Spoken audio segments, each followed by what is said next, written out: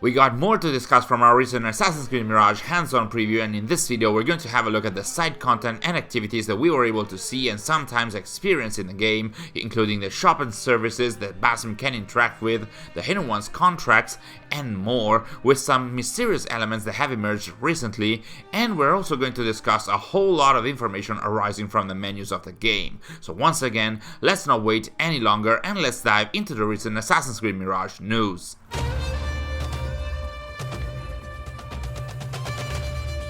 So we left off in our latest video with a deep dive in the world map and the areas of the world in Mirage that we were able to visit or that we simply know of, but like we said, it would be an empty world without something to do within it. While keeping to a smaller scale compared to the recent releases of the franchise, Mirage does still have its fair share of side content, and in our 2 hours spent in Baghdad, we did try our best to see as much as possible. So let's start with the shops and services that Basim can find and interact with. For example, blacksmiths and tailors will be back in the game, but surprisingly, at least during our playthrough, they did not allow us to buy new weapons and outfits, but only to upgrade our already owned equipment. These upgrades can be obtained only if we have enough upgrading materials and the dedicated schematics, which are specific for the various outfits, swords, and daggers, and can be obtained by gaining ranks within the Hidden Ones, opening chests, and helping people in Baghdad. More specifically, each weapon will be described by the damage and defense damage stats, and upgrading these weapons at the blacksmith will increase such stats. Conversely, each outfit will be described by a unique perk, and enhancing the outfit at the tailors will indeed enhance and increase the perks of said outfits. Blacksmiths will also provide a transmog feature for weapons, allowing us to change the appearance of any given weapon while keeping its stats, while the transmog feature for the outfits will be directly available in the inventory menu, as we'll see later. Traders or general stores instead will be the sellers where we can buy upgrading materials, new consumables such as refilling our tools and elixir pouch, but also quote-unquote cosmetics. This description within the game seems to imply we can buy new costumes but not new outfits at traders, meaning we can buy new visual overlays for our already owned outfits, such as the Far East merchant costume here, but not new outfits directly. Cartographers, as we hinted at in our previous videos, within the game will basically allow us to obtain clues to interesting locations and hidden treasures in the map, but of course that won't be for free and we'll have to pay them with scholar tokens. There will also be stables, of course, even though we weren't able to see any in our test, but judging by the map, they are oftentimes located next to the gates of the city, and these will allow us to find new appearances for our mounts, that is, horses and camels, and also for our eagle and Kidu. So that's what we were able to see or know about in terms of vendors in the game, but keeping to the topic of side content, Mirage will also provide players with several contracts available in the 4 Hidden Ones bureaus in Baghdad. Each contract will be displayed in the investigation menu. It will be tied to one of the 3 main factions, that is scholars, rebels, and merchants, and will provide players with different types of rewards such as money, upgrade resources, weapons, skill points, and tokens tied to the faction that requested a contract.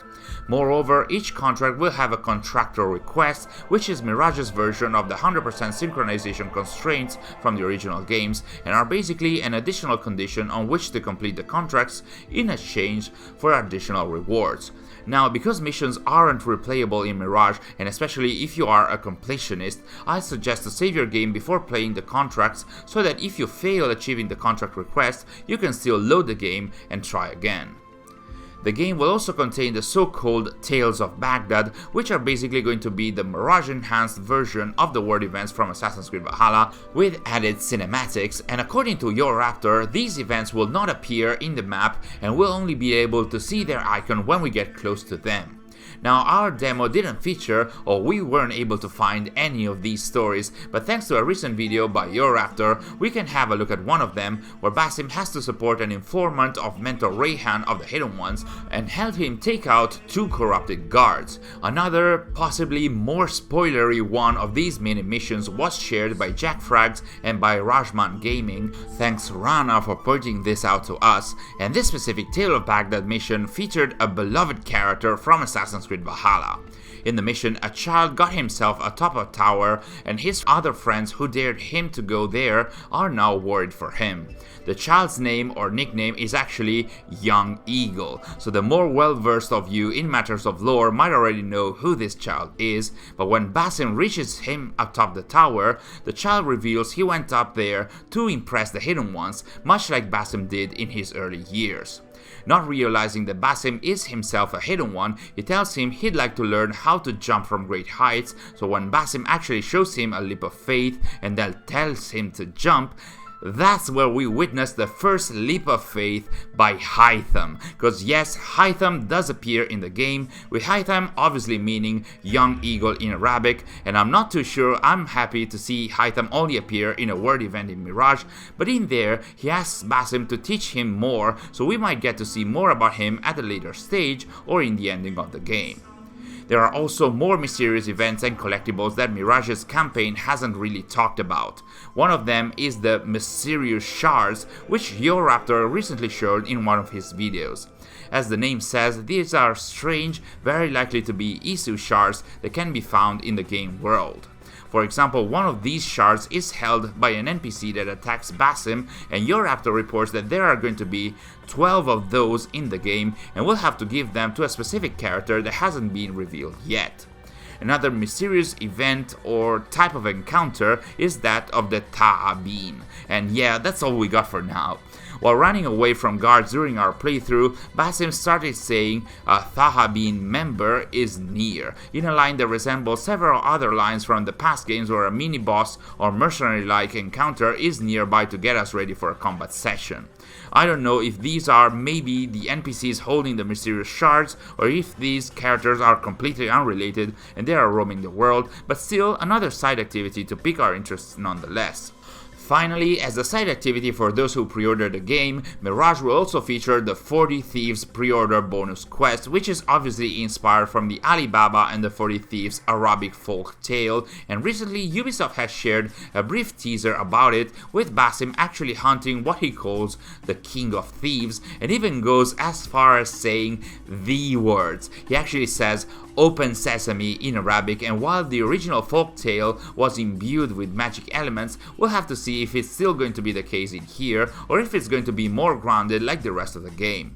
Completing the quest, according to the teaser, will unlock the King of Thieves costume for the game, which we can see in these few frames, so players who pre-ordered the game can also look forward to that. Before we move on with more Assassin's Creed Mirage news, I wanted to take a moment to thank our Access the Animus insiders and initiates for their incredible support over the last few weeks. You guys are legends, and I can't thank you enough for this. The members of our channel have access to a variety of different perks such as loyalty badges, emojis and special roles, but upgrading to the Insiders tiers allows for even more special perks such as early access to most of our videos and exclusive interaction opportunities and content that we manage through a dedicated channel on our Discord server. For example, over the last few weeks we have hosted an exclusive Q&A based on the upcoming Assassin's Creed role-playing game. We gathered questions and comments on what our insiders would have liked us to see and show while testing Mirage, and we directly answered their questions based on our Assassin's Creed Mirage and Jade hands-on tests. So you can see, if you'd like to join us and support us even further and get some perks and opportunities along the way, this is a very good time to do it, and we'd be hugely grateful. And now back to the news.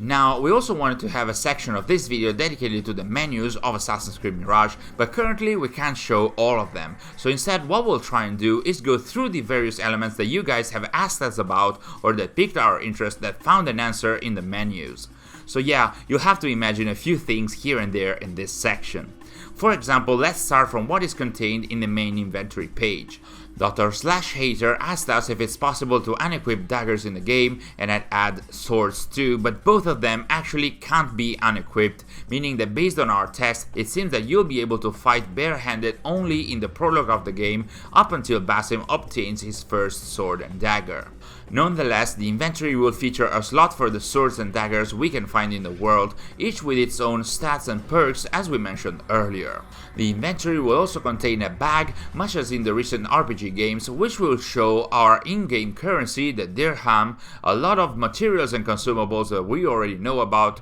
plus quest items, upgrade schematics for our weapons and outfits, collectibles such as the so-called Derwish's artifacts that our friend Derwish is collecting through a stall in the Harbiya district to fund the Zanj rebellion, and the so-called enigmas, and what they are is an enigma to me, that is so meta. The inventory will also feature the tokens, or Kidma tokens to be more specific. We already touched upon them in our first preview. They are objects that Basim can collect in order to pay or bribe 3 specific factions in the game world, that is the rebels, the scholars, and the merchants, into doing what he needs. The Scholar Favor tokens will allow Basim to obtain services and favors from specific scholars and entertainers such as musicians to prompt them into playing music and attracting guards. These tokens can also be used to buy maps at cartographers and more specifically to find out about interesting locations we might have not spotted yet. The Power Favor tokens will allow Basim to obtain favors specifically by caliphal officials such as the Munadi, that is the town criers, who will lower your notoriety, but also other unspecified guards. The game also mentions that these tokens will be accepted by mercenaries and rebels too, so through them we will also be able to stage a skirmish which will act as a distraction. Finally, the Merchant Favor tokens will grant favors and services when shown to specific traders and shops, such as obtaining discounts and rebates on the price of their goods, but they will also be needed at times to open the so-called token chests. But the most interesting use for them, at least to me, is to bribe merchant groups of people into entering restricted areas so we can blend within them in the more active version of social stealth in the game. Through the main inventory we also tested outfits, costumes, and the outfit dye feature. Outfits are literally the outfits we can find in the world. They will feature a unique perk and will be able to shift their color pattern through the outfit dye feature, which, despite what was shown in the recent dev diaries, according to the game's database, will allow only 3 specific color changes for each outfit besides the main color set of that outfit. For example, for the Initiate of Alamut outfit, we were able to test the green, blue, and turquoise color sets, which you can see in our footage. Dyes can be found in the game world, they can be obtained by helping people in Baghdad, and at times also when we gain a new rank with the hidden ones. Costumes instead are generally speaking the transmog feature of the game. Basically, through this selector we'll be able to change the looks of our outfit with the visuals of another one while keeping the perks of the original outfit. For example, within the demo we were wearing Basim's Initiate of Alamut outfit with a color variation, and then we selected the Master Assassin costume, which overrided the Initiate outfit visually but kept its perks. Also, as we touched upon in our first preview video, there is an interesting twist to the costume system. Some of the costumes that can be found in the game can act as disguises, which can actually reduce detection in specific locations, making it way more realistic and immersive. We even got to see a picture of this with Basim dressed as a merchant and also dressed as a rich man, so I guess this might really get interesting. I truly can't wait to test this feature. We also got a look at the skill tree and all the skills we can obtain in the game, even though we can't show you all of them for now. There are 23 skills available in the game, unless more are available at a later stage, and they are organized in 3 branches. Phantom, which is more or less about stealth and assassinations with improvements to the assassin's focus ability and the chain assassination skill, but also the airstrike skill that allows us to show throwing knives while in mid-air. Trickster, which is more about tools, health replenishment, pickpocketing, and the like, and Predator, which is more about exploration and insight and includes skills that improve both eagle vision and what we can see through our eagle and Kido, including the Eagle Sense skill, which causes our eagle to sense the patrol path of marked enemies. And yeah, that doesn't really make sense within the established lore. That was a skill that humans like Ezio had, not eagles, but alas. We also got a proper look at the Codex page of the game, which is made up of 3 main sections. The first one is the database, and it contains the lore and story entries. At the beginning it's made up of 3 sections: regions, locations, and citizens of the Caliphate, which contains the profiles of Basim, Nihal, and even the Genie, and in our later tests we also saw Roshan and more, and is then updated with new profiles as you meet new characters, each of them portrayed through an artwork and a quote either coming from them or dedicated to them, such as "It never has much to say, yet it leaves its mark" for the Genie. The second section of the Codex contains the tutorials. This is the classic menu containing the text-based tutorials, which helps players in case they forgot any of the movement or features they can interact with. And finally, we have the History of Baghdad section, which is what we call the text and pictures based discovery tour / historical database of the game, as it is a mixture from the recent discovery tour outings and the database curated by Sean Hastings in the early games of the franchise. History of Baghdad will comprise 5 subsections: art and science, beliefs and daily life, court life, economy, and government, for a total of 66 stations to visit and descriptions to read, and a final reward after you find all of them. Within the game we encounter 3 historical locations and triggers for the History of Baghdad database, which are identified by these animus-like blue glitches, and from there on you can have a look at their description. And finally, the remaining page of the pause menu is the investigation board, which we briefly touched upon in our first preview video. It is the page of the menu that summarizes the missions we have completed and the ones we have decided to undertake as part of the investigations we are doing into the evil scheming of the Order of the Ancients and our general activity in Baghdad and the surrounding area. It will feature clues and information about our targets, along with information as to how the missions are tied to each other and also to the characters we will get to know in the game. Tracking a specific mission or case will also update the information shown on the map, compass, and in-game log, so it does feel like even the act of managing missions and completing them is alive in its own way.